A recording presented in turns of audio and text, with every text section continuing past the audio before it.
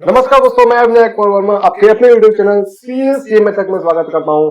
आज का topic composition schemes. जी हाँ, और ये जो सेशन स्टार्ट हुआ है जीएसटी इंटर का यहाँ पर जो सेशन स्टार्ट हुआ है, ये आपके पूरा का पूरा जितना भी जीएसटी में आपके स्टडी मैट में कंसेप्ट है प्लस में एक्सरसाइज है, इलस्ट्रेशन है, आपको 100% ये चैनल आपको प्रोवाइड करके देगा फ्री ऑफ कॉस्ट। और ये भी एक बड़ी चीज, और ये पूरी की पूरी सेशन मार्च एंड तक अपलोड कर दिए जाएंगे। पूरा जीएसटी आपको 100% कवर आपको मिलने वाला है विद अमेंडमेंट। जितने भी सिलेबस 2022 के लिए हैं, पूरे आपको जीएसटी यहाँ पर इस चैनल पर मिलने वाले हैं। 100% कवर होंगे, और ना कि सिर्फ और सिर्फ study material, past year paper भी 100% कवर होंगे। जी हाँ, पास्ट ईयर पेपर भी 100% कवर होने वाले हैं इस चैनल पे। सिर्फ और सिर्फ आपसे एक छोटा सा रिक्वेस्ट है, अगर आप इस चैनल पर नए हो तो प्लीज इस चैनल को सब्सक्राइब करना बिल्कुल मत भूलिएगा दोस्तों। और अपने जितने भी सीएमए इंटरमीडिएट के छात्र हैं, स्टूडेंट हैं, आप अपने फ्रेंड हैं, उनको जरूर से जरूर शेयर करें। जी हाँ, और ना कि जीएसटी की आईडीटी कॉस्ट ग्रुप 2 की आपको अपलोड यहाँ पर ऑलरेडी पहले ही अपलोड किया जा चुका है। मार्जिन कॉस्टिंग की बात किया जाए, कैपिटल रेटिंग के ऑलरेडी पहले से ही अपलोड किया हुआ है। डीटी का भी बात किया जाए तो सैलरी हो गए, पीजीबीपी हो गए, हॉर्स प्रॉपर्टी ऑलरेडी पहले ही अपलोड किया जा चुका है। जीएसटी तो यहाँ पे अपलोड यहाँ पे कंटिन्यूअसली वे में हो रहा है, यहाँ पे बिल्कुल होगा। मार्च के एंड तक डेफिनेटली पूरे के पूरे जीएसटी आपको कवर हो जाएंगे बहुत अच्छी तरीके से। और डीटी के भी जितने भी रिमेनिंग टॉपिक है, क्योंकि डीटी मैंने उसमें पास्ट पेपर ही सिर्फ कराया था, तो बट स्टिल इस बार आपको स्टडी मटेरियल 100% कवर होने वाले हैं। जी हाँ, पूरे तरीके से पूरी की पूरी जोश और उमंग के साथ मैं यहाँ पे आने वाला हूं आपके लिए सारा का सारा कुछ लेकर। तो सिर्फ एक ही रिक्वेस्ट है। जी हाँ, तो समय को व्यर्थ ना करते हुए आज का जो चैप्टर है वो स्टार्ट करते हैं कंपोजिशन स्कीम। और ये चैनल का मेन उद्देश्य है सीए और सीएमए स्टूडेंट के लिए एग्जाम ओरिएंटेड और practical as well as theoretical knowledge provide करने के लिए। इस चैनल पर किसी भी तरह का कोई भी इररिलेवेंट वीडियो अपलोड नहीं किए जाएंगे। ये चैनल का उद्देश्य है आपके लाइफ में एडिशन करना। तो आप इसमें अगर समय दे रहे हैं तो आपके लाइफ में आपके एग्जाम पॉइंट ऑफ व्यू से बहुत ज्यादा हेल्पफुल होने वाला है। जी हाँ, तो इस चैनल पे आज तक में on the of the topic बात किया गया, पूरी तरीके से जो टॉपिक बोला उसी पर डिस्कशन हुआ है यहाँ पे। तो आज का स्टार्ट करते हैं कंपोजिशन स्कीम। कंपोजिशन स्कीम में सबसे पहले बात हम लोग स्टडी मैट में जितने भी कंसेप्ट है उस पर एक रिवाइज करते हैं। यहाँ पर अगर आप फर्स्ट टाइम भी कर रहे हो तो दैन इट्स ओके, आपको बिल्कुल समझ में आने वाला है। लेकिन आप एक दो पहले एक बार पढ़ चुके हैं तो डेफिनेटली आपको ये बहुत हेल्पफुल मिलने वाला है। पहले हम लोग सारे के सारे कंसेप्ट को एक बार गो थ्रू करते हैं, समझते हैं क्या कंसेप्ट है। उसके बाद यहाँ पे मैं कुछ एग्जांपल, स्टडी मैट में उतने एग्जांपल है नहीं तो मैं अपने तरीके से कुछ एग्जांपल यहाँ पर 2-3 दूंगा। और उसके बाद पास्ट ईयर पेपर 100% यहाँ पर आपको कवर किया जाएगा। जितने भी एग्जाम में अप टू द अभी तक एग्जाम तक प्रश्न आए हैं, आपको पूरे के पूरे एक्सप्लेन वे में चीर फाड़ कर यहाँ पे देखा जाएगा। तो जी हाँ, कंपोजिशन स्कीम एक ऑप्शनल है, अल्टरनेटिव मेथड है। आप इसे ऑप्ट कर भी सकते हो और नहीं भी कर सकते हो। बेसिकली इसे लाने का गवर्नमेंट का एक ही उद्देश्य था, जो स्मॉल टैक्स पेयर है उनको यहाँ पे, क्योंकि अगर छोटे मोटे व्यापार है उनको रिटर्न जाने मंथ क्वार्टरली जीएसटीआर 1 जीएसटीआर 3 भी बहुत डिफिकल्ट होंगे। जिस जैसे में बड़े बड़े लोगों के लिए इट्स ओके, बट एक छोटे व्यापार है तो उनके लिए जो इतने बर्डन नहीं कर सकते, लीगल कंप्लायंस नहीं कर सकते, उनके लिए गवर्नमेंट का एक जिसे बोल सकते हैं उनके लिए ये टैक्स को सिंप्लीफाइड वे में यहाँ पर करने के लिए ये टैक्स को लाया गया था कंपोजिशन स्कीम। ये एक ऑप्शनल है, इसे स्मॉल टैक्स पेयर के लिए हुज टर्नओवर जो गवर्नमेंट ने थ्रेशोल्ड लिमिट प्रिस्क्राइब किया गया है यहाँ पे सेक्शन 10 में, वो है 1.5 लाख रुपीज, और स्पेशल कैटेगरी के केस में 25 लाख रुपीज। आगे आपको ये देखने को मिलेंगे, ठीक है। मैं इस पर भी नीचे में डिस्कशन करूंगा नीचे आने वाले समय में। This scheme is optional, it essentially provide for a turnover A tax regime for a such tax payer with A facility of less compliance. तो लेस कंप्लायंस कंपोजिशन स्कीम को ऑप्ट करने का मेन मोटिव था, जो compliance है, legal compliance है, उसे reduce किया जाए। An eligible person opting to pay tax under the composition scheme shall instead of paying tax on every invoice at a specified date। जो भी पर्सन ऑप्ट करते हैं कंपोजिशन स्कीम, तो उन्हें यहाँ पे जैसे में अगर नॉर्मल स्कीम की बात किया जाए तो आपको डिफरेंट इनवाइस पर डिफरेंट टैक्स देना पड़ सकता है, बट लेकिन ऐसे केसेस जो कंपोजिशन स्कीम है, इन केसेस में ऐसा नहीं है। आपको स्पेसिफाइड रेट गवर्नमेंट ने मेंशन किया, उस रेट से आपको टैक्स देना पड़ेगा। सॉरी फॉर दैट, जो गवर्नमेंट ने प्रिस्क्राइब किया गया टर्नओवर का। ओके, इसका एडवांटेज क्या है? एडवांटेज यही है आपके लेसर कंप्लायंसेस हो गया, जो भी रिटर्न हो गया, maintaining of book of record, जो बुक्स का रिकॉर्ड करने मेंटेन का झमेला है उसे कम किया गया, लिमिटेड टैक्स लायबिलिटी हो गए, और आपको यहाँ पे लोअर टैक्स रेट्स का भी बेनिफिट हुआ, क्योंकि यहाँ पे आपको सिर्फ 1% ही आपको टैक्स पे करना है, 1% ही। मैन्युफैक्चर है तो 1% एग्रीगेट टर्नओवर पे, अगर ट्रेडर है तो 1% आपको टैक्सेबल सप्लाई पे करना है।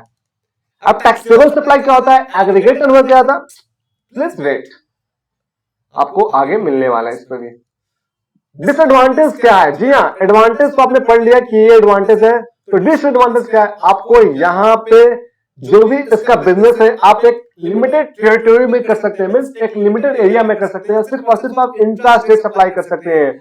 आप सपोज में बिहार गए तो बिहार में ही आप सिर्फ सप्लाई कर सकते हो, आप बिहार से बिहार में ही इंट्रा स्टेट सप्लाई कर सकते हो, आप इंट्रा स्टेट सप्लाई कर सकते हो। आप यहाँ पर इंटर स्टेट यहाँ पर आपके लिए बैन है। अगर आप कंपोजिशन स्कीम ऑप्ट किए हैं तो सिर्फ और सिर्फ आपको एक ही स्टेट में ही आप सप्लाई कर सकते हो, ठीक है। No input tax credit available of composition dealer. आप सपोज में किसी सामान को परचेज करते हो तो आप आईटीसी क्लेम नहीं कर सकते हो, और अगर आप गुड्स को सोल्ड कर रहे हैं तो आप कस्टमर से जीएसटी भी नहीं ले सकते हो। यहाँ पे आईटीसी का कोई चक्कर ही नहीं है, नो आईटीसी, नो आईटीसी। अगर आप गुड्स परचेज करते हो तो कोई आपको आईटीसी नहीं मिलेगा, और नहीं आप जीएसटी यहाँ पे यहाँ पे क्या कर सकते हो, कस्टमर से रिकवर भी नहीं कर सकते हो GST. Okay, the taxpayer will not be eligible to non taxable supply. आप exempt supply, non taxable supply, manufacture notified goods अगर का मैन्युफैक्चर कर रहे हो तो वो सब में भी आप डीलिंग नहीं कर सकते हैं, ठीक है। Goods through e commerce portal, इसमें एक अमेंडमेंट आया है, जी हाँ, तो मैं इसमें 2 में डिस्कशन कर सकता हूं।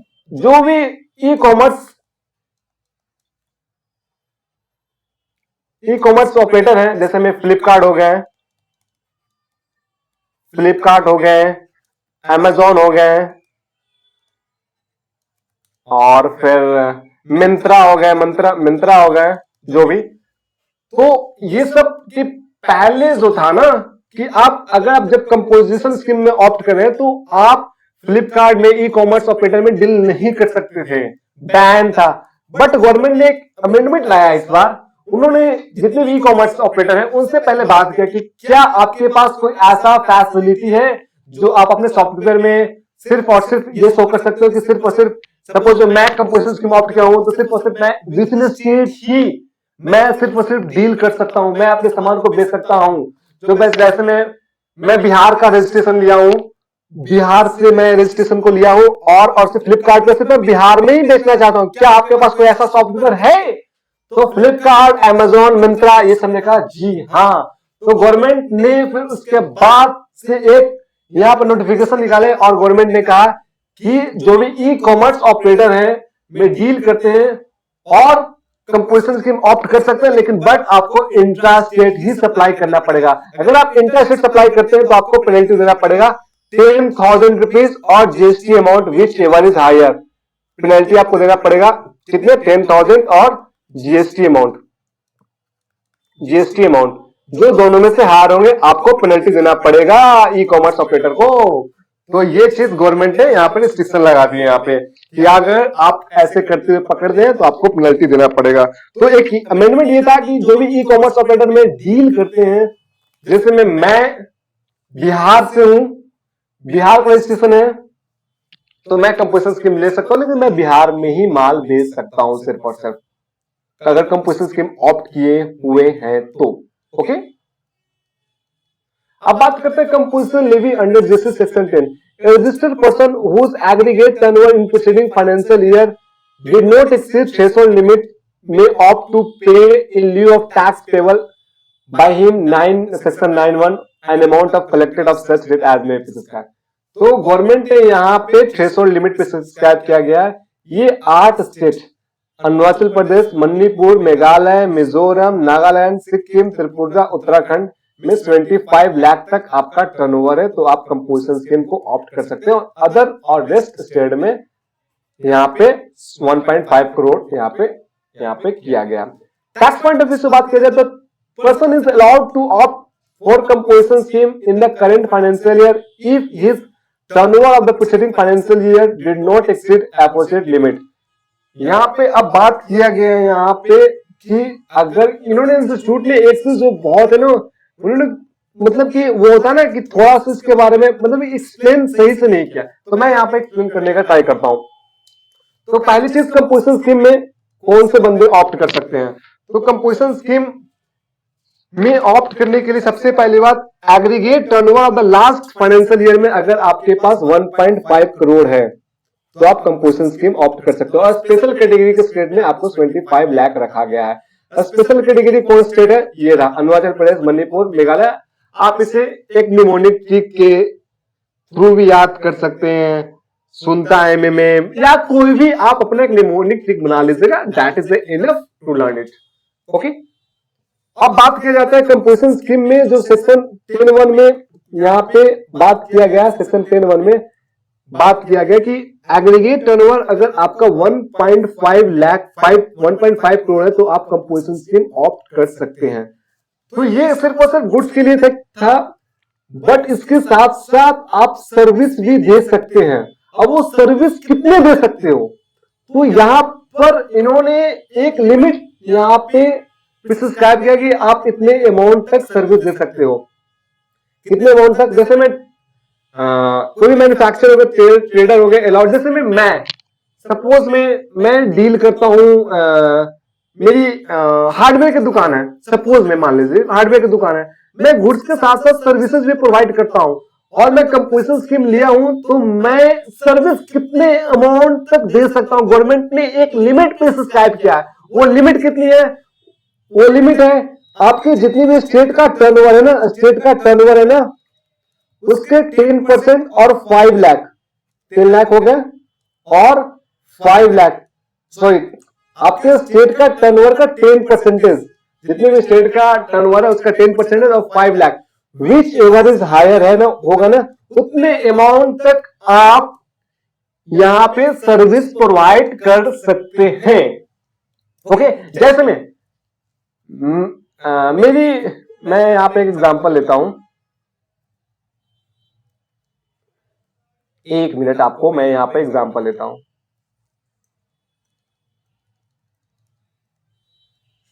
ओके प्लीज वेट, मैं व्हाइट बोर्ड अलग से खोल लेता तो बेटर। सपोज में देखिए,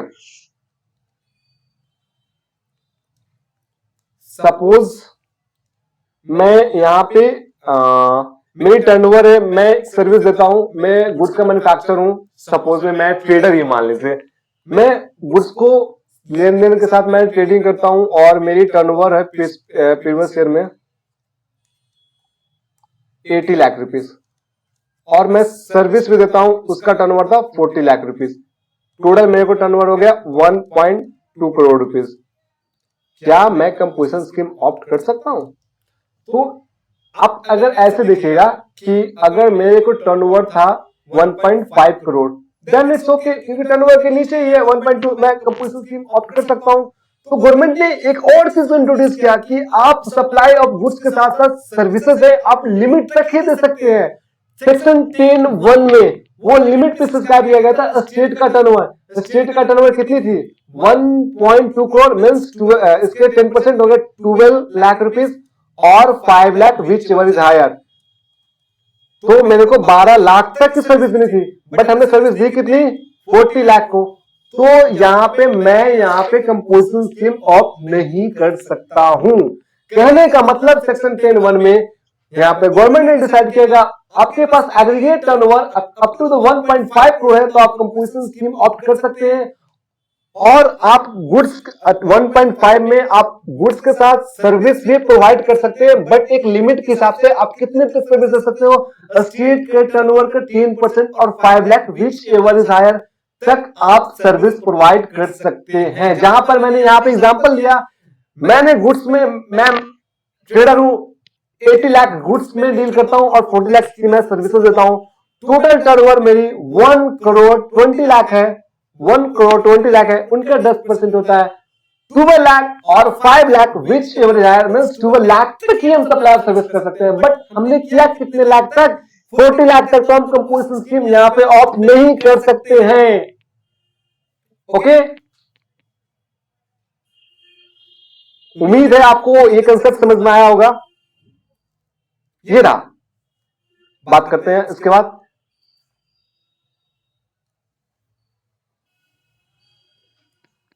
That person is allowed to opt for composition scheme in current financial year if his turnover of the preceding financial year did not exceed aforesaid limit, means 10% of a state turnover or UT in a preceding financial year of 5 lakh, whichever is higher. आप उतने amount तक ही आप supply of service दे सकते हैं। Supply of service other than restaurant service. Okay, यहां पर government ने एक और प्रोविजन लाया जो 10(1) में एप्लीकेबल है, तो 10(2) करके गवर्नमेंट ने एक और प्रोविजन लाया। मैं आगे डिस्कशन करता हूं इसके बारे में। 50 लाख रुपए सिर्फ और सिर्फ शॉर्टकट में दे दिया गया, मुझे अच्छे से एक्सप्लेन मैं अब बताना पड़ेगा। अब बात करते हैं यहाँ पे, एक मिनट में देख लेता हूँ वो 10(2) का आगे बात किया हुआ है या नहीं, कि मैं यहीं पे एक्सप्लेन से करता हूँ अच्छे से। प्लीज चेक नाउ, यहाँ पे उन्होंने बात नहीं किया, यही सबसे बड़ी डिमेरिट है मैट का यहाँ पे। चलिए कोई नहीं, मैं यहाँ पे एक्सप्लेन कर देता हूं आपको, सॉरी फॉर दैट।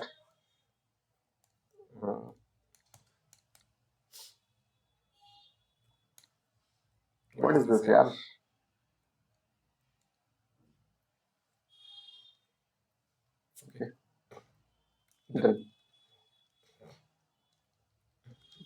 एक मिनट, वेट फॉर 1 मिनट।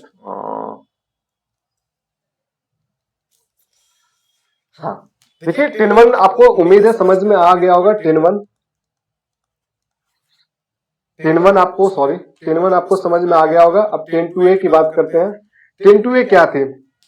10(1) आपको समझ में आ गया होगा। 10(1) में अगर आपके पास एग्रीगेट टर्नओवर 1.5 करोड़ तक है तो आप एलिजिबल हो सकते हैं, गुड्स के मैन्युफैक्चर में करते हो और आप उसके साथ सप्लाई ऑफ सर्विस दे सकते हो, बट एक लिमिट के हिसाब से दे सकते हो। ठीक है, ये 10(1) थे, बेसिकली वो गुड्स के लिए लाए गए थे और गवर्नमेंट ने आप गुड्स के साथ सर्विसेज भी दे सकते हो, बट लिमिट उन्होंने प्रिस्क्राइब किया था। मैंने बहुत अच्छे से डिस्कशन कर लिया। अब बात करते हैं 10(2) क्या है। 10(2) गवर्नमेंट ने 10(1) तो बेसिकली गुड्स के लिए, जो गुड्स में डील करते हैं उनके लिए लाया था। अब 10(2) क्या? 10(2) ऐसे बहुत से व्यक्ति हैं जो जिनकी सर्विसेज ज्यादा हैं बट वो गुड्स में कम डील करते हैं, तो गवर्नमेंट ने एक 10(2) का प्रोविजन लाया था। जो 10(1) में एलिजिबल नहीं है वो 10(2) में ट्राई करके देख सकते हैं कि वो 10(2) में एलिजिबल है कि नहीं।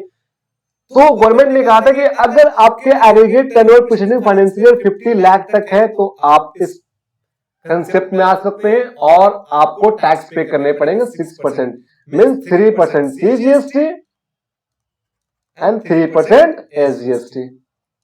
ओके, तो 10(1) 10(2) फिर से एक बार देख लेते हैं। 10(1) में क्या बोला था? 10(1) में क्या बोला गया था? 10(1) में बोला गया था, 10(1) में कि अगर आपके पास aggregate turnover up to 1.5 crore है तो आप यहाँ पे कंपोजिशन स्कीम में ऑप्ट कर सकते हैं। आप गुड्स के साथ सप्लाई ऑफ सर्विस दे सकते हो, एक लेकिन लिमिट के हिसाब से वो लिमिट प्रिस्क्राइब किया गया था 10% ऑफ स्टेट का टर्नओवर और 5 lakh whichever is higher, आप उतने अमाउंट तक ही सर्विस प्रोवाइड कर सकते हो।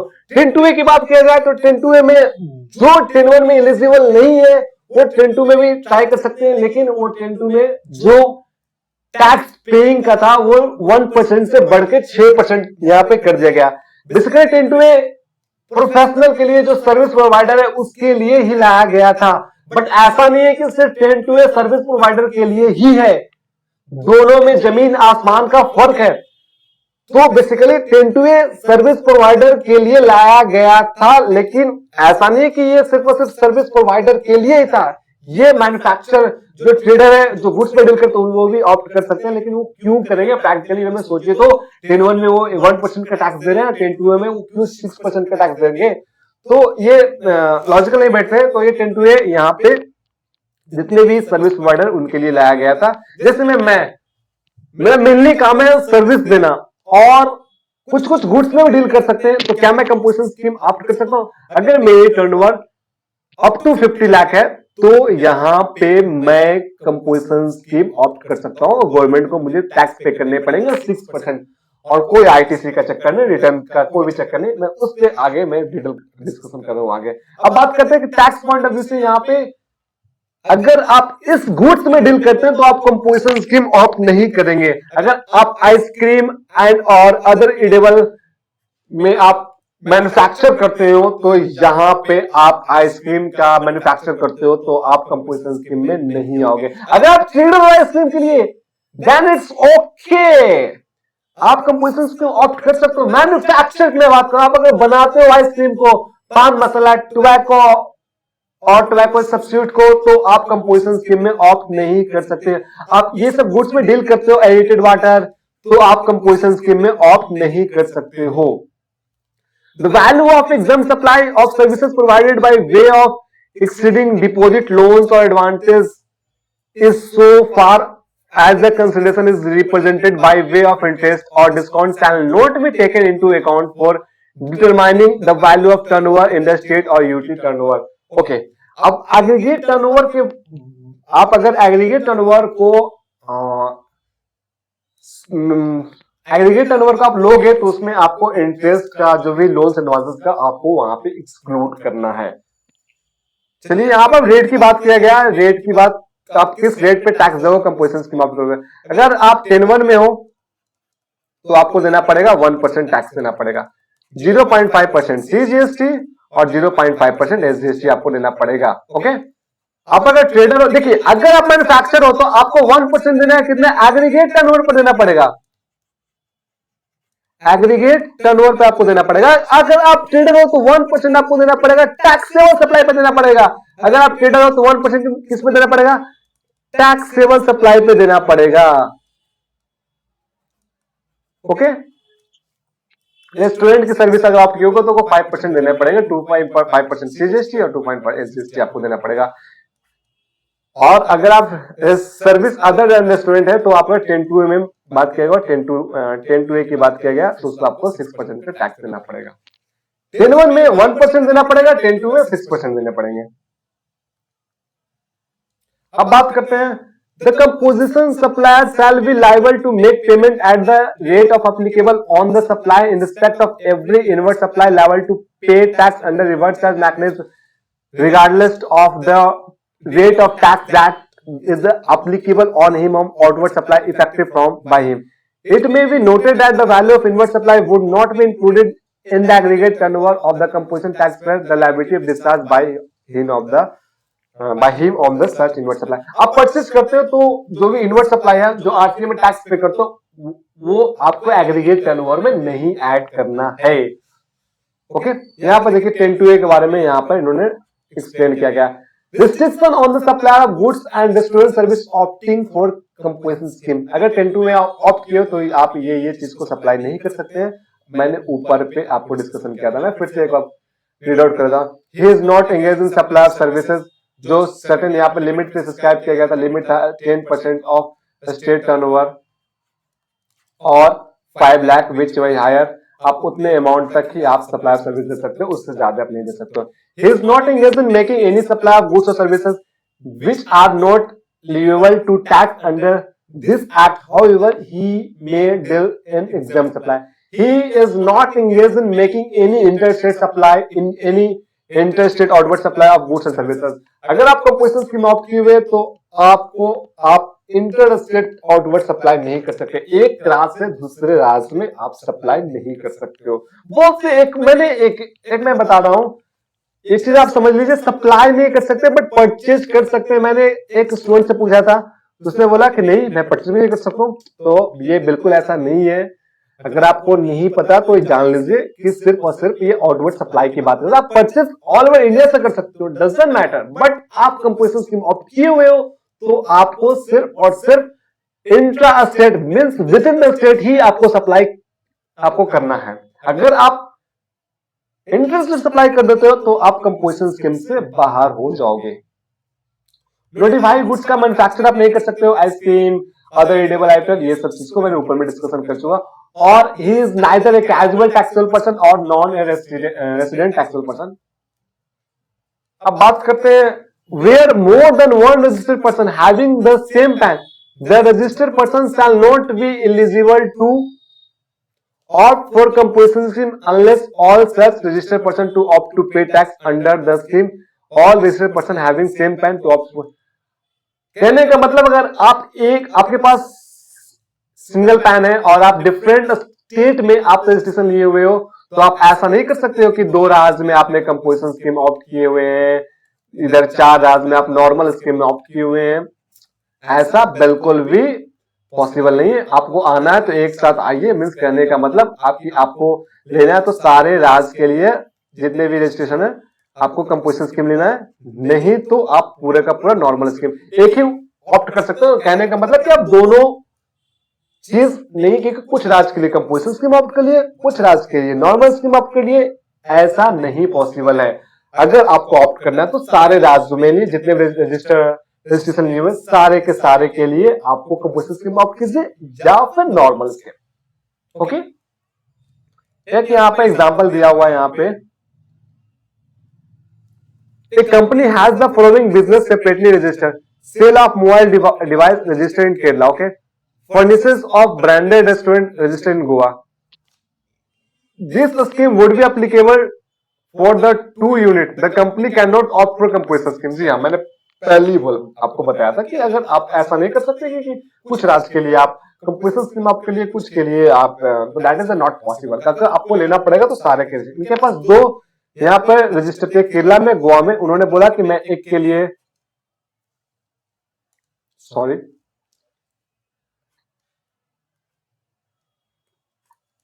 ये यहाँ पे हाउ इट्स इज दैट, तो यहाँ पे कुछ राज्य के लिए यहाँ पे ये चीज आप ऐसा नहीं कर सकते. Okay, the scheme would be applicable for the state 2 units. The company can not opt for composition scheme for the registration in Kerala and ought to pay tax under regular scheme for registration in Goa. Okay. उसके बाद बात किया हुआ है यहाँ पे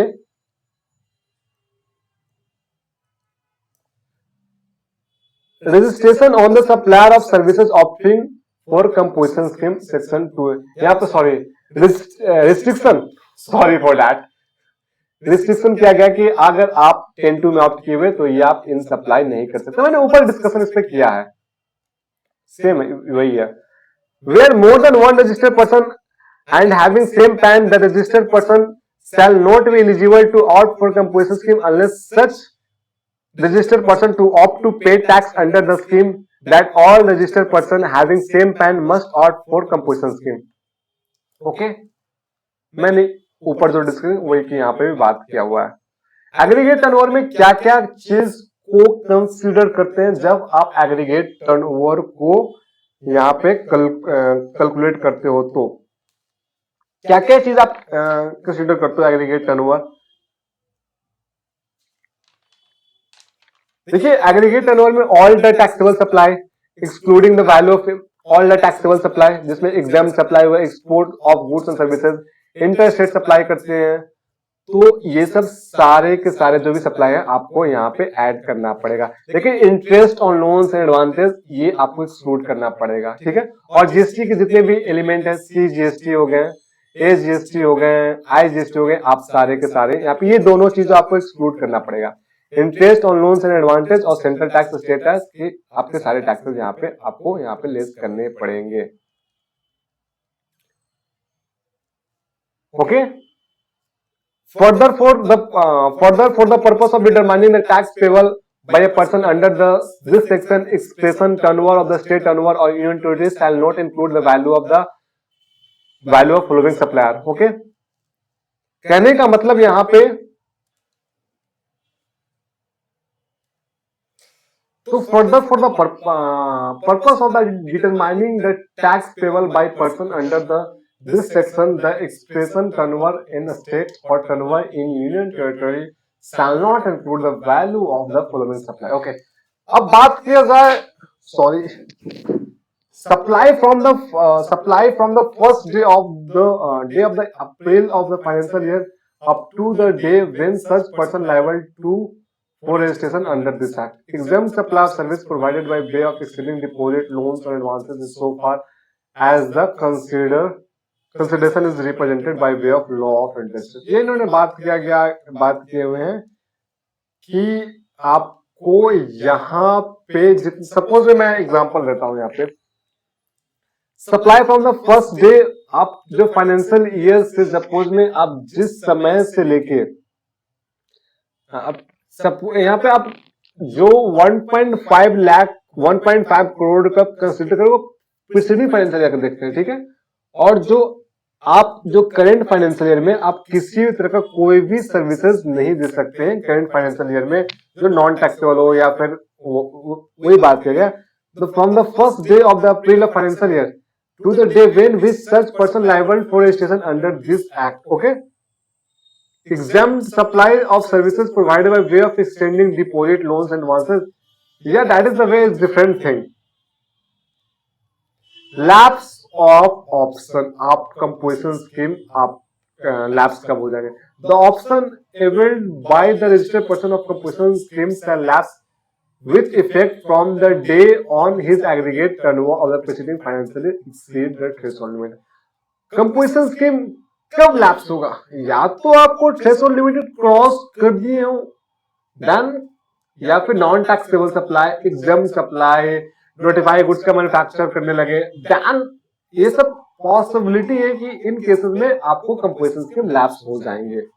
आप threshold limit को क्रॉस करते हैं 1.5 करोड़ तो आप कंपोजिशन स्कीम लैप्स हो जाएंगे। Person not eligible to collect tax, okay. आपको पता हो कंपोजिशन स्कीम में अगर आप रजिस्टर है तो आप कस्टमर से यहाँ पे टैक्स है वो कलेक्ट नहीं कर सकते। A taxable person who opt for composition scheme levies shall not collect any tax from the recipient on supply made by him nor supply he we intend to credit of the input tax, और आपको ITC भी नहीं मिलने वाला है। The composition supplier is required to pay tax on his own packet, okay। क्योंकि इसमें कोई भी ITC का कोई चक्कर नहीं होता, वो खुद से जो भी GST आपको खुद से यहाँ पे पे करना पड़ेगा कस्टमर से। या एक एग्जांपल लो, इस पे सिर्फ 10 मिनट समय लगेंगे, 10 से नहीं 5 मिनट। मैं एक अच्छे से एग्जांपल लेता हूँ, इसका आपको मतलब समझ में आएगा। सपोज मैं एक एग्जांपल यहाँ पर लेता हूँ, ओके, आपको अच्छे समझ में आएगा ये चीज। एक एग्जांपल मैं लेता हूं यहाँ पे, सपोज मैं एक एग्जांपल लेता हूं, सपोज आप भी साथ साथ इस एग्जांपल को कीजिएगा, ये बहुत इंपॉर्टेंट एग्जांपल है। एग्जांपल में सपोज में मिस्टर नहीं सॉरी मिस्टर सी मिस्टर यार that is the way mister Y, okay, नाम में क्या रहेगा, mister Y furnish to following detail. यहाँ पर वाई का फॉलोइंग डिटेल दिया हुआ है, फॉलोइंग डिटेल्स दिए हुए हैं यहाँ पे, ओके। बात किया जाए तो एक्सपेक्टेड टर्नओवर लास्ट ईयर था, एक्सपेक्टेड टर्नओवर यहाँ पे ये मैंने खुद का ही सिर्फ ड्राफ्ट किया गया। एक्सपेक्टेड टर्नओवर सपोज में सेल्स की बात किया जाए तो 120 लाख है, ओके। रेट ऑफ जीएसटी की बात किया जाए, रेट ऑफ जीएसटी ये साथ साथ आप भी कीजिएगा 12%, ओके। आपने इनवाइस पर परचेज किए थे गुड्स को, परचेज किए हुए 90 लाख प्लस 12% में, ओके। और अगर बात किया जाए मेंटेनेंस का, और मेंटेनेंस एक्सपेंस लगे वहां पर, मेंटेनेंस एक्सपेंसेस बात किया जाए तो मेंटेनेंस एक्सपेंस यहाँ पे 3 लाख रुपीज है, ओके। और अगर आप कंपोजिशन स्कीम ऑप्ट करते हैं, ये नॉर्मल स्कीम के लिए है, अगर आप कंपोजिशन स्कीम ऑप्ट करते हो तो आपको मेंटेनेंस एक्सपेंसेस यहाँ पे 2 लाख रुपीज लगेंगे, ठीक है। तो आप बताइए कि आप कौन सा स्कीम ऑप्ट करोगे, कंपोजिशन स्कीम? ये बहुत इंपॉर्टेंट क्वेश्चन है यार, दैट इज द वे, आप इसे हल्के में ले सकते हैं। पहली चीज, ये बहुत इंपॉर्टेंट क्वेश्चन है, ये कंसेप्चुअली वे में अगर आप ये प्रश्न को ऐसे प्रश्न को सॉल्व कर रहे हैं तो दैट इज द वे आपको कंपोजिशन स्कीम। अगर इस प्रश्न में आपको अटक रहे हैं तो आपको कंपोजिशन स्कीम सही से नहीं आए, क्योंकि ये पूरी की पूरी इसमें कंसेप्ट बिल्डिंग, तो ये इसमें सारा का सारा कंसेप्ट यहाँ पे इंक्लूड है कि आप नॉर्मल स्कीम इसे आप बनाइए, मुझे बताइएगा या आपकी नॉर्मल स्कीम में ऑप्ट करो, कौन सा स्कीम ऑप्ट करोगे आप? प्रॉफिट एंड लॉस अकाउंट बना के मुझे बताओ, अच्छे से बनाओ जल्दी। ये जो 120 लाख है ना प्लस जीएसटी है, ये एक्स्ट्रा, इसके ये सिर्फ और सिर्फ जीएसटी है, इसके अलावा जीएसटी का जो लिमिट है वो अलग से है। क्योंकि आप अगर आप पहले बनाइए, मैं उसके बाद मैं उस पर आता हूं। अब इस पे मैं आपको यहाँ पे 5 मिनट का समय देता हूं, 5 मिनट।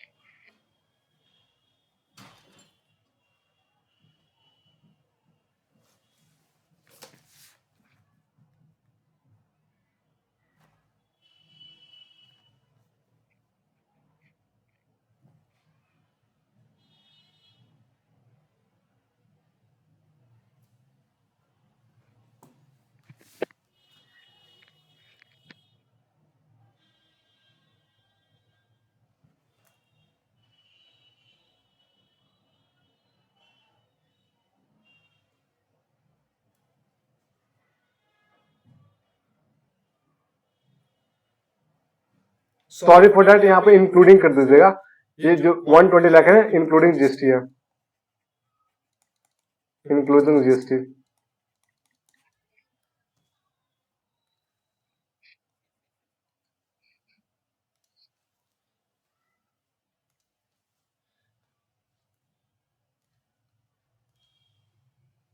देखिएगा आपके सामने वो दिख रहा होगा प्रश्न। सपोज में अगर हम दो ऑप्शन में यहां पे लिखते हैं प्रॉफिट लॉस अकाउंट बनाते हैं, if composition scheme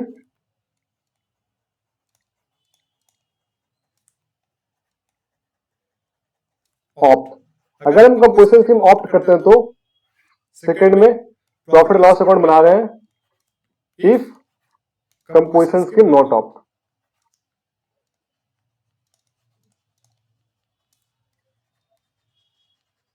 note opt, ठीक है। अगर हम कंपोजिशन स्कीम ऑप्ट करते हैं तो प्रॉफिट लॉस अकाउंट बनाएंगे तो कैसे बनाएंगे? सबसे पहली बात यहां पे 2 परचेज लिखेंगे। कितने परचेज किए थे आपने? यहां पे देखिएगा परचेज आपने किया है यहां पे 90 लाख का परचेज किया है, प्लस में 12% जीएसटी है। तो अब आपको पता होगा ये चीज 90 लाख का 12% कितने होते हैं? एक मिनट कैलकुलेटर मुझे भी लाने दीजिएगा, कैलकुलेटर।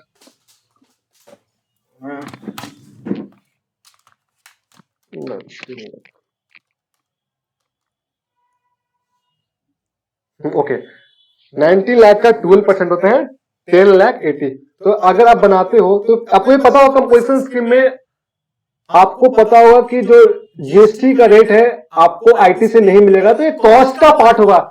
ये आपने कॉस्टिंग में पढ़े होंगे, बिल्कुल पढ़े होंगे कि अगर कोई भी चीज आईटी से नहीं मिलता तो वो कॉस्ट का पार्ट होता है। ओके, तो यहां पे परचेजेस होंगे, यहाँ पे 90 लाख का परचेज किया गया और जीएसटी का अमाउंट, क्योंकि जीएसटी मुझे खुद से देना है, खर्च से देना है। मैं कस्टमर से मैं फर्दर जो भी कस्टमर उससे मैं आईटीसी नहीं ले सकता हूं, मैं नहीं मांग सकता हूं जीएसटी, क्योंकि कंपोजिशन स्कीम में मैं ऑप्ट किया हूं। तो ये कॉस्ट का पार्ट होगा। तो यहाँ पे 12% होते हैं 10.80 लाख, तो टोटल हो गया परचेज में हो गया 100 लाख रुपीज। ओके, अब बात करते हैं यहाँ पे एक्सपेंस लग रहे थे ना, मेंटेनेंस एक्सपेंसेस यहाँ पे 3 लाख। कंपोजिशन स्कीम ऑप्ट कर रहे हैं तो मुझे यहाँ पे 2 लाख रुपीज मेंटेनेंस एक्सपेंसेस लग रहे हैं। ओके, अब सेल्स की बात किया जाए तो बाई सेल कितने किए होंगे आपने? 120 लाख का सेल किया है, उस पे बताइएगा 120 लाख में से जीएसटी कितनी होगी? आप ऐसे कर सकते हो 112 इंटू 12 कर सकते हो, तो जीएसटी के एलिमेंट कितनी निकल जाएगी?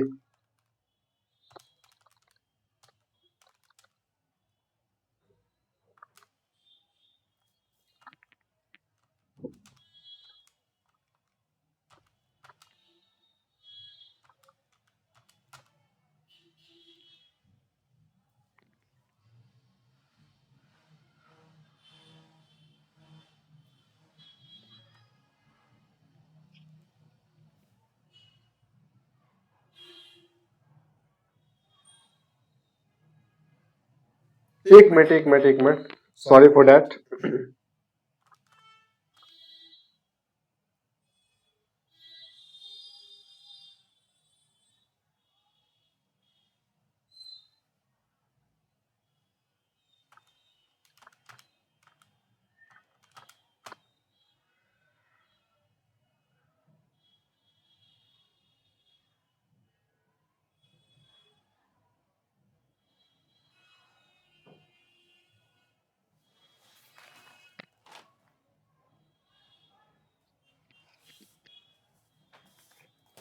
यहाँ पे सपोज में जीएसटी का मैंने यहाँ पे इंक्लूड था ना, तो ये सपोज में यहाँ पे जीएसटी का एलिमेंट सेल्स किया था यहाँ पे, और तो इसमें जीएसटी का पार्ट कितने होंगे?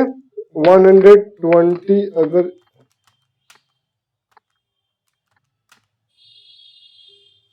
12 लाख आते हैं अप्रोक्स। ओके, तो ये भी यहाँ पे, क्योंकि जीएसटी हम कस्टमर से नहीं रिकवर करेंगे तो ये भी मेरे को कॉस्ट आ जाएगा जीएसटी करके। ओके, 12 लाख, ठीक है। तो अब देखिएगा कितने आते हैं, 100।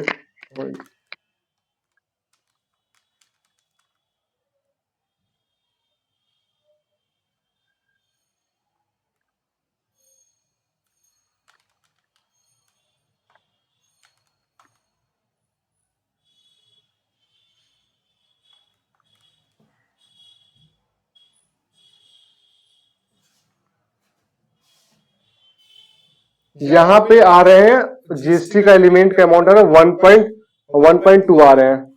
ओके, तो यहाँ पे आ जाएंगे नेट प्रॉफिट, यहाँ पे आ जाएंगे कितने? 16 लाख का यहाँ पे नेट प्रॉफिट आ जाएंगे, ठीक है। अब बात किया जाएगा composition scheme, if composition scheme not opt, अगर कंपोजिशन स्कीम ऑप्ट नहीं करते हैं, अगर कंपोजिशन स्कीम ऑप्ट कर रहे हैं तो कितने आ रहे हैं यहाँ पे? एक मिनट, मैंने एग्जाम्पल में ही हल्की से दिक्कत की, इसकी वजह से दिक्कत आ रही है। मैंने एक प्रॉपर एग्जाम्पल आपको बता के बनाना चाहिए था, बट ओके। अगर हम कंपोजिशन स्कीम ऑप्ट नहीं करते हैं, वैसे नॉर्मल स्कीम में है, तो नॉर्मल स्कीम में है तो परचेज कितने हो जाएंगे? नॉर्मल स्कीम में तो परचेज मुझे हो जाएंगे 90 लाख, क्योंकि मेरे को आईटी से मिल जाएगा जीएसटी का, तो वो मेरे कॉस्ट का पार्ट नहीं होगा। एक्सपेंसेस का जो मेंटेनेंस का एक्सपेंसेस है वो यहाँ पे 3 लाख है। ओके, जीएसटी का कोई चक्कर नहीं है, मैंने सेल कितना किया? 120 लाख, तो नेट प्रॉफिट है कितनी आती है? 27 लाख। तो यहाँ पे मेरे को नॉर्मल स्कीम यहाँ पे बेटर रहेंगे ऑप्ट करने के लिए। ओके, मैं एक और एग्जांपल देता हूँ आपको, मे बी इस एग्जांपल से क्लियर नहीं होगा, मैं एक दो एग्जांपल और देता हूँ यहाँ पे, सपोज कीजिएगा। ओके, मैं एक दो एग्जांपल और देता हूँ, नेक्स्ट एग्जांपल, एक और example.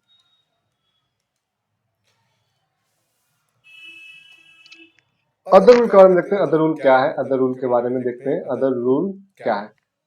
Intimation for composition levy rule 3, any person who apply for registration under rule 81 section 81 में give an option to pay tax part B of the form GST eligible shall be considered as a intimation to pay tax under a state scheme. That is a theoretical part. यहाँ पर ही cell also furnish statement, यहाँ पे बात किया जाए, मैं इसके बारे में एक समरी नोट्स में लिखवाता हूँ ये सब बारे में, क्योंकि that is a very complicate. मैं इसका समरी नोट्स यहाँ पर अभी जस्ट मैं लिखवा रहा हूँ आपको। यहाँ पे बात किया condition and restriction of composition scheme, कि आपको ये चीज में डील करते हो तो आप कंपोजिशन स्कीम में ऑप्ट नहीं कर सकते हो। मैं एक समरी नोट्स यहाँ पे लिखाता हूँ आपको। ओके, एक एग्जाम्पल दिया हुआ है, उसको यहाँ पे समझते हैं, उसके बाद में पहुंच चलते हैं समरी नोट्स पे।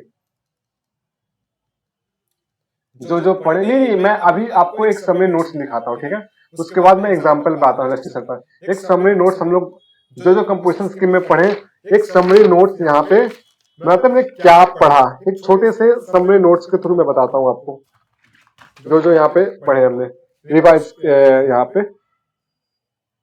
तो सपोज में कंपोजिशन स्कीम में हमने क्या क्या पढ़ा, एक समरी नोट्स बना लेते हैं थोड़े से के लिए आपको भी यहाँ पे। सॉरी, ये क्या हो रहा है? हाँ, तो चलिए कोई दिक्कत नहीं, इट्स ओके। सबसे पहले एप्लीकेबल किनके पे एप्लीकेबल है ये? एप्लीकेबल किनके ऊपर है? ऑल, और सब पे एप्लीकेबल है जिसका aggregate turnover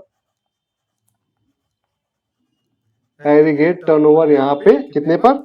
last year 1.5 crore और 25 लाख था। 1.5 crore rest of the state के थे, ये स्पेसिफाइड स्पेशल स्टेट के लिए था, स्पेशल स्टेट आपको वहां पर दिखाया गया था, ठीक है। अब बात करते हैं स्कीम में क्या क्या चीज थे, स्कीम में, इस कंपोजिशन स्कीम में क्या क्या चीजें हैं। पहली चीज, आपको पे ऑफ टैक्स, जो पे ऑफ टैक्स आपको करना पड़ेगा वो आपको 1% के हिसाब से करना पड़ेगा। 0.5% आपको CGST देना पड़ेगा और 0.5% आपको SGST देना पड़ेगा। ओके, उसके बाद बात करें तो आप यहाँ पे ना डू नोट चार्ज GST, आप यहाँ पर GST चार्ज नहीं कर सकते हैं। Do not charge GST from customer, आप यहाँ पे कस्टमर से GST चार्ज नहीं कर सकते। Do not charge GST from customer, आप कस्टमर से GST चार्ज नहीं कर सकते हैं। आप यहाँ पे इशू करना पड़ेगा आपको बिल ऑफ सप्लाई, यहाँ पे आप इनवॉइस इशू नहीं कर सकते हैं, आपको यहाँ पे इशू करना पड़ेगा क्या? बिल ऑफ सप्लाई, क्योंकि अब नॉर्मल स्कीम में होता था तो आपको सप्लाई करना वहां पर मिलता था इनवॉइस, बट यहाँ पे आपको इशू करना पड़ेगा बिल ऑफ सप्लाई। ओके, ये सब नोट अपने साथ में नोट डाउन करते रहिएगा। यहाँ पे एक रिटर्न जाते हैं, आप सिर्फ और सिर्फ एक रिटर्न जाते हैं यहाँ पे, वो है इन लास्ट ईयर में। इन लास्ट ईयर में आपको एक साल में पूरे के पूरे एक रिटर्न जाते हैं, GSTR 4। ओके, इस कब जाते हैं? इसका ड्यू डेट है 30 अप्रैल ऑफ नेक्स्ट ईयर, ठीक है, 30 अप्रैल ऑफ नेक्स्ट ईयर। ओके, जैसे हम एग्जांपल लेते हैं, देखिए सपोज में और यहाँ पे इसका टैक्स का पेमेंट होता है ना, और यहाँ पे एक चीज और, यहाँ पे पेमेंट होता है, पे टैक्स करते हैं यहाँ पे, क्वार्टरली पेमेंट यहाँ पे किया जाता है ऑन 18th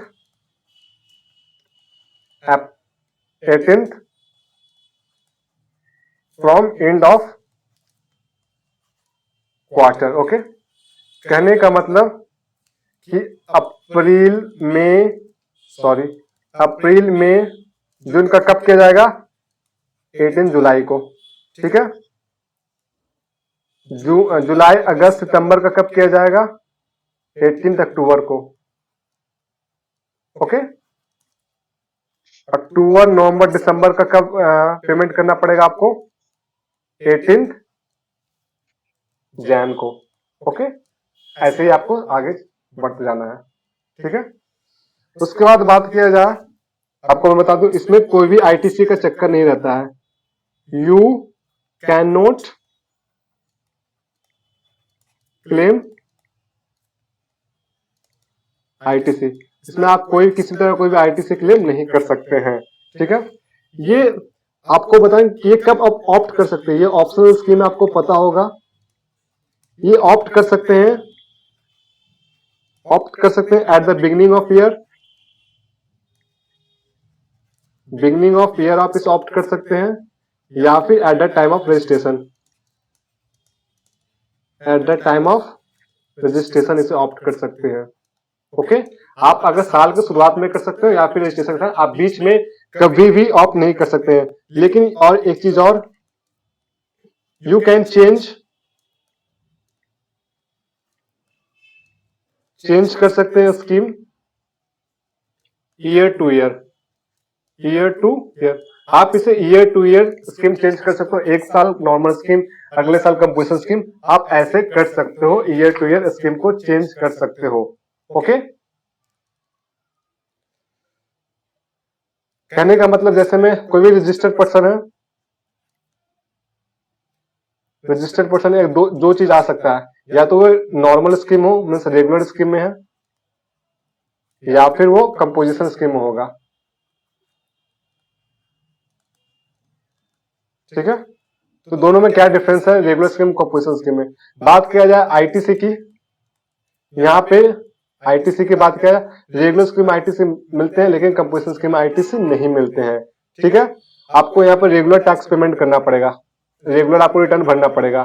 ठीक है, लेकिन यहाँ पे ऐसा आपको एक बार साल के अंत में जीएसटीआर 4 आपको फिल करना पड़ेगा, भरना पड़ेगा। ओके, ठीक है, ये एप्लीकेबल होते हैं, यहाँ पे मंथली पेमेंट होते हैं, यहाँ पे क्वार्टरली पेमेंट होते हैं। ठीक है, अब बात करते हैं एग्रीगेट टर्नओवर। आपने मैंने बताया था एग्रीगेट टर्नओवर के बारे में, बताया गया था aggregate turnover last time. Registered person can not make any inter supply. आपको ये भी पता होगा कि ये रजिस्टर्ड पर्सन है जो कंपोजिशन स्कीम में ऑप्ट किए हुए हैं। Registered person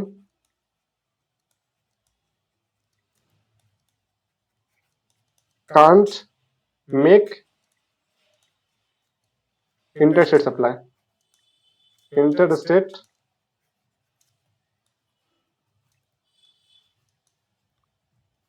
interstate supply. ठीक है, एक चीज जो बहुत बड़ी चीज, तो मैंने यहाँ पर आपको एक अमेंडमेंट के, क्योंकि ये एग्जाम में पूछा जा सकता है, ये अमेंडमेंट भी है। He can not supply through eco. पहले एक था, पहले क्या था कि कोई भी यहाँ पर जो कंपोजिशन स्कीम है, ही कैन नॉट, मैं आपको लिखा देता हूं, ये एग्जाम के पॉइंट ऑफ व्यू से बहुत इंपॉर्टेंट है। He can not supply, can not supply through eco, through economics commerce operator. ठीक है, ठीक है, पहले ऐसा था, लेकिन बट गवर्नमेंट ने अमेंडमेंट लाकर क्या, गवर्नमेंट ने इसे अमेंडमेंट लाया और गवर्नमेंट ने किया he can do intra state supply, intra state supply through eco. आप कर सकते हो, लेकिन सिर्फ इंट्रा स्टेट ही कर सकते हो कंपोजिशन स्कीम। पहले ये ऑप्शन ही नहीं था, लेकिन बट इस बार ये एप्लीकेबल किया गया। अगर कोई भी कंपोजिशन स्कीम में ऑप्ट किया हुआ है, गुड सप्लायर इंटर स्टेट करते हो, तो ईसीओ का पेनल्टी देना पड़ेगा 10,000 और GST involve whichever is higher. Okay, मैं पीडीएफ खोल लेता हूँ यार, दैट इज अभी, I don't know why he is not writing here. एक मिनट, चलिए कोई नहीं, इट्स ओके। चलिए यहाँ लिखता हूँ। हाँ, अगर इफ कंपोजिशन स्कीम में जो बंदे हैं, इफ कंपोजिशन स्कीम जो गुड्स का जो सप्लायर है, यहाँ पे goods supplier intrastate, then ECO liable to penalty being higher of, आपको पेनल्टी देना पड़ेगा ईसीओ को हायर ऑफ 10,000 और GST involve whichever is higher.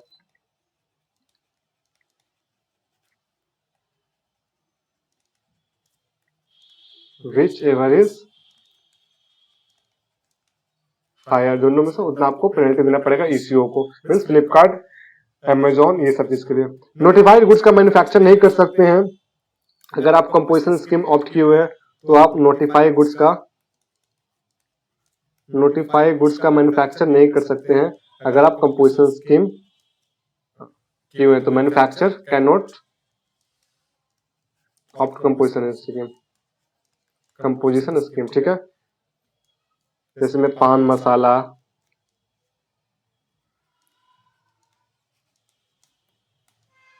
Tobacco, aerated water, ice cream,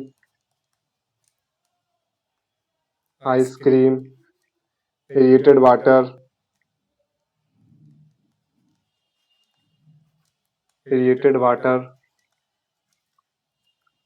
ये सब चीज पे आप नोटिफाइड गुड्स का मैन्युफैक्चर नहीं कर सकते हैं। Okay, he must be supplier of goods only, exception student service के केस में आपको 5%, ठीक है। मैंने एक चीज और बताया था आपको, आप भी साथ में इसे लिखते रहिए, रिवीजन के पर्पज से बहुत आपके लिए, क्योंकि एक दो पेज में आपको ये चीज समराइज हो जाएगा तो अच्छा रहेगा। आप भी साथ साथ लिखते रहिए। He must be supplier of goods only, exception में आपको restaurant restaurant unordered catering service, restaurant outdoor catering,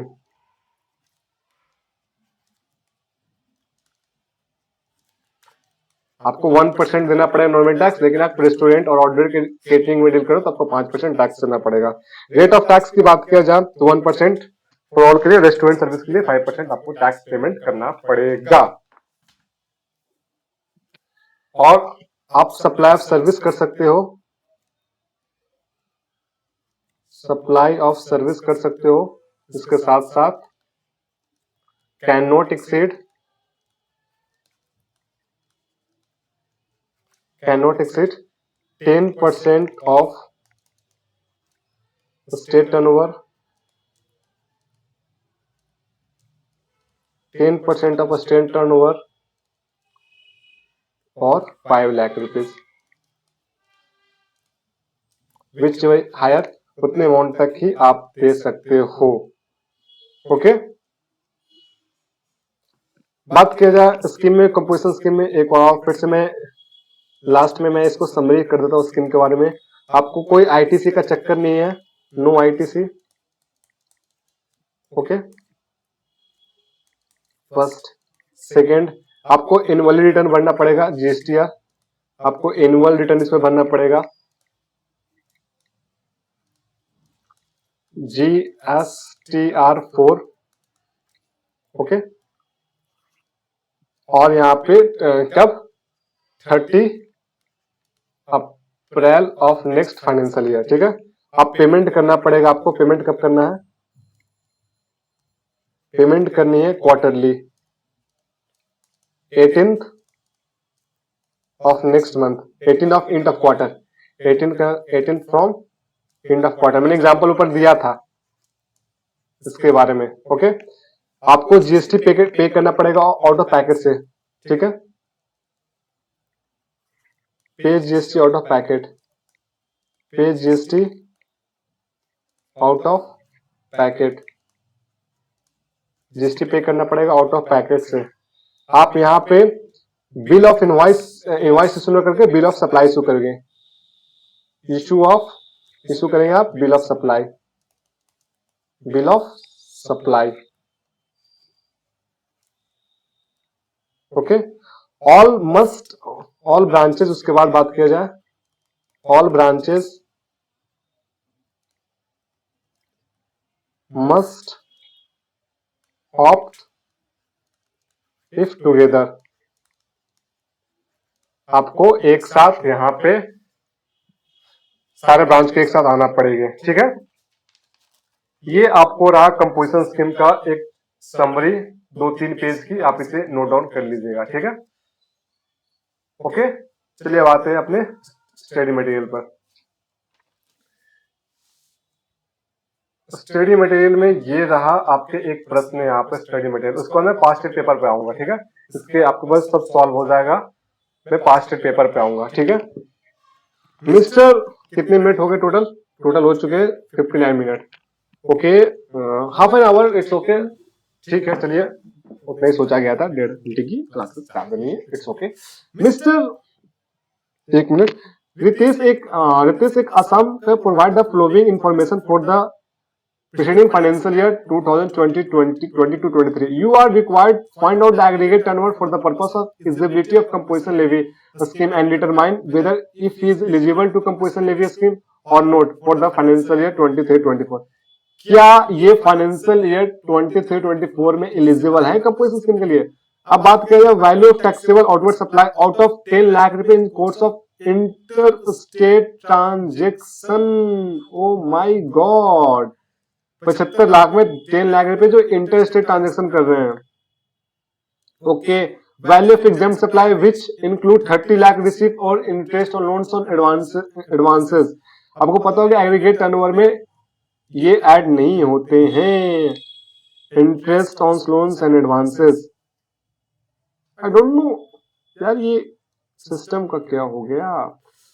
value of inward supply on which liable to pay tax under RCM, ये भी इंक्लूड नहीं होते हैं। Value of export 7 lakh rupees. तो यहाँ पे कंप्यूट करना है यहाँ पे कि क्या ये ऑप्ट कर सकते हैं। तो पहली चीज, एक minute, that is very difficult, क्योंकि यहाँ पे बात की आउट ऑफ 10 लाख रुपए which in course of inter state transaction means that is not to be mention यार कि ये ट्रांजेक्शन की परचेज किए होंगे मेरे हिसाब से, ट्रांजेक्शन किए होंगे, तो it's not to be sale. ठीक है, 20 लाख 25 लाख उन्होंने आउटवर्ड सप्लाई किए होंगे, ठीक है, जिसमें से एग्जाम सप्लाई लेंगे और value of inward supply purchase वाले नहीं लेते हैं, और एक्सपोर्ट 7 लाख, टोटल 122 लाख, 1 करोड़ 22 लाख आते हैं, वो 1.5 करोड़ से नीचे, तो ये कंपोजिशन स्कीम ऑप्ट कर सकते हैं। ओके, इसमें कोई ऐसा कुछ था नहीं, बट स्टिल ये नॉर्मल प्रश्न थे आपके सामने। एक चीज हो सकते हैं कि ये स्टूडेंट को लगे होगी इंटरेस्ट रेट सप्लाई किए होंगे तो ये ऑप्ट नहीं कर सकते, ऐसा कुछ नहीं भाई, क्योंकि यहाँ पर लिखा हुआ नहीं कि सेल किया इन्होंने, ट्रांजेक्शन लिया है, परचेज किए होंगे इन्होंने। तो आप ऑल ओवर इंडिया से परचेज कर सकते हो, बट सेल नहीं कर सकते हो, ये कंपोजिशन स्कीम का था। तो इसमें आप कंफ्यूजन ना हो, बेटर रहेंगे। आपके सामने एफएक्यू में ये कुछ प्रश्न दिया हुआ है, आई डोंट नो क्यों नहीं आ रहा, आप इसे देख लीजिएगा, क्योंकि कुछ ये हार्ड नहीं है, ये सारे नॉर्मली सब कुछ लिखा हुआ है यहाँ पे। और मैं आता हूँ पास्ट ईयर पेपर, चलिए ओपन हो गया, मैं करा ही देता हूँ, क्यों क्यों क्यों वेट कराना है किसी को, चलिए मैं करा ही देता हूँ इससे भी, चलिए कर लीजिए, कोई 10 मिनट लगेंगे और समय। तो a person availing composition scheme during financial year crosses the turnover 150 lakh and 20 lakh during the course of the year. He crosses the turnover 150 lakh and 20 lakh December. Will be allowed to pay tax under composition scheme for remainder of the year till 30? जी नहीं, आप जिस समय composition scheme opt किए हो ना, आपको उसी समय से आपको नॉर्मल स्कीम में टैक्स पे करना पड़ेगा। तो ऐसा नहीं है। एक चीज मैं आपसे पूछता हूँ नॉलेज के पर्पज से, चलिए ठीक है, पूछ लेता हूं आपसे। सपोज मैं एक नॉर्मल नॉलेज के पर्पज से आपसे मैं पूछता हूं, चलिए वीडियो लेंदी हो जाएगा बट इट्स ओके, 2 मिनट समय दीजिएगा, 2 मिनट में आपको। सपोज मैं हूं मोबाइल का ट्रेडर, ओके यार, that is not to working, चलिए मैं वर्बली बताता हूं। मैं हूं मोबाइल का ट्रेडर, मेरी सितंबर मंथ में थ्रेशोल्ड लिमिटेड क्रॉस हो, मतलब 1.48 लाख 1 करोड़ 48 लाख रुपीज थे, मैंने 5 लाख का आपको माल बेचा। तो अब बताइएगा कि मैं आपको 5 लाख का मोबाइल बेचा, उस पर जीएसटी का चार्ज किस पे करूंगा? प्रोपोर्शनेट करूंगा। प्रोपोर्शनेट कहने का मतलब कि अप टू 50 लाख तक जो आएंगे, 2 लाख पर मैं मोबाइल पे जीएसटी का रेट 18% है, सपोज 1% करूंगा और रिमेनिंग 3 लाख पे 18% करूंगा, या फिर पूरे के पूरे 5 लाख पे 18% करूंगा, या फिर पूरे के पूरे 5 लाख पे 1% करूंगा, या कुछ भी नहीं करूंगा। क्या आपको लगता है? तो यहां पे जवाब होगा 5 लाख पे पूरे के पूरे 18% करना पड़ेगा, क्योंकि यहाँ पे इसको सेपरेट नहीं किया जा सकता। अगर यही मटेरियल रहता ना, सेपरेट किया जा सकता था मटेरियल को, 2 पार्ट में सेपरेट इनवॉइस बनाया जा सकता था, तब आप कर सकते थे अप टू 2 लाख पर 1% और रिमेनिंग 3 लाख पे आपको 18%। ओके, चलिए मैंने फालतू का 2 एग्जांपल दे दिया, आपके सिलेबस में नहीं, फाइनल के सिलेबस में ये एग्जाम में आया था। चलिए कोई नहीं। Can a person who opt to pay tax under composition scheme able input tax credit? No यार, मैंने चिक के गले फट गए मेरे को कि ITC नहीं मिलेंगे। Can registered person who purchase goods from taxable person paying tax under the composition scheme to take ICT? या that is the way। यहाँ पर रिपीट क्वेश्चन आ रहे हैं 119 के, आप पढ़ लीजिएगा, इससे आपको समझ में आ जाएगा। ओके, चलिए स्टार्ट करते हैं पास्ट ईयर पेपर। अब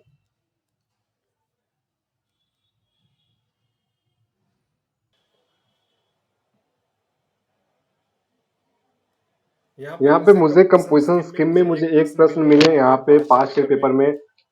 that is the way I think that ये सफिशिएंट नहीं है, और मैं यहाँ पे एक और प्रैक्टिस वीडियो यहाँ पे कंपोजिशन स्कीम के लिए सेपरेट लेके आऊंगा, क्योंकि इस कंपोजिशन स्कीम में it is not sufficient to do. और मैं एक और वीडियो अपलोड करूंगा यहाँ पे कंपोजिशन स्कीम के लिए, उसमें प्रैक्टिस ही होंगे प्रश्न के लिए। जहाँ तक ITC की बात किया जाए तो इंस्टीट्यूट के मटेरियल में सफिशिएंट है, but one more practice video यहाँ पे कंपोजिशन स्कीम पर मुझे लाना पड़ेगा, क्योंकि मुझे कंपोजिशन मैंने सोचा था, but it's not sufficient for practice. मैं यहाँ पे 10-12 प्रश्न के लिए एक मैं अच्छे से जो सारे कंसेप्ट यहाँ पे इंक्लूड है, मैं बहुत जल्दी लेकर आऊंगा। नेक्स्ट यहाँ पे 2 दिन के बाद मैं मिलता हूँ ITC पे स्टडी मटेरियल पर। ओके, तो ये आज का ये 1 पे समान 2 नंबर का मिला। State the rate of the CGST SGST under composition scheme in respect of the following. Trader के लिए आपको तो 1% आपको देना पड़ेगा टैक्सेबल गुड्स पे, और मैन्युफैक्चर है तो आपको देना पड़ेगा मशीन का तो 1% ऑफ द एग्रीगेट टर्नओवर पे, ओके। वन मोर वीडियो, और अगर आप इस चैनल पर नए हैं तो चैनल को सब्सक्राइब करना मत भूलिएगा दोस्तों। और बहुत जल्दी एक महा मैराथन 10 घंटे की आने वाली है नॉन स्टॉप, जिसमें सारे के सारे कंसेप्ट को कवर किया जाएगा, और अगले एक और मैराथन आएंगे 10 से 12 घंटे, जिसमें सारे के सारे प्रैक्टिस होंगे। 2 मैराथन GST के आने वाले हैं। और DT की बात किया जाए तो DT का भी बिल्कुल आने वाले हैं, आप इस चैनल पे बने रहे। और एक चीज और, अगर आपने व्हाट्सएप ग्रुप ज्वाइन नहीं किया गया तो प्लीज व्हाट्सएप ग्रुप को ज्वाइन कर लें। इस नंबर पे मैसेज कर दे, यहाँ पे मैं लिंक में दे दूंगा डिस्क्रिप्शन में, आप उसके थ्रू भी आप ज्वाइन कर सकते हैं। ये आप व्हाट्सएप पे मैसेज कर दीजिएगा कि join the group, then it's okay. Otherwise मैं लिंक पे भी दे दूंगा, डिस्क्रिप्शन में लिंक दे दूंगा, then you will join that. Okay, thank you so much for the watching video, thank you so much.